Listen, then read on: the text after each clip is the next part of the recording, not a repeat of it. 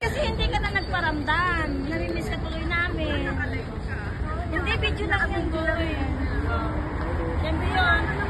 Hindi namin sinasadya na nakasama namin. Sure, wala kang jowa. Napito ka.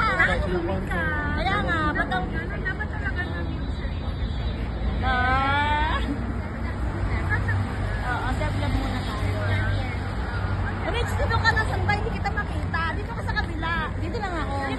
Dito lang ako. Ayan. Sa kalalakad po namin,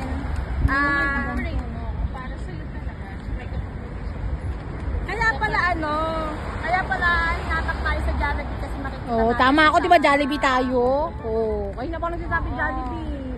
Actually, wala naman kaming planong pumunta talaga ng Jollibee. Yung pala merong naghahatak sa amin.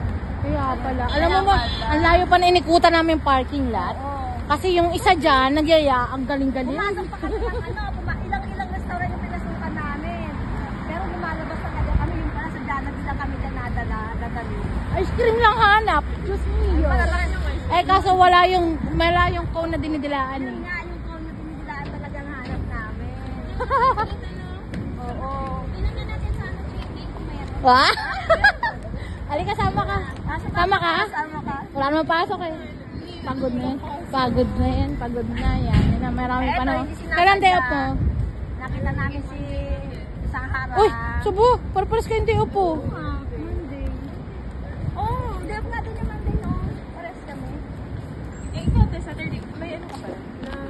Bumalik na ako sa kanila. Ma-part-time na sa ulit. Ayan ang boss ko na Hindi ulit. ka na pumapasok dun siya. Papasok.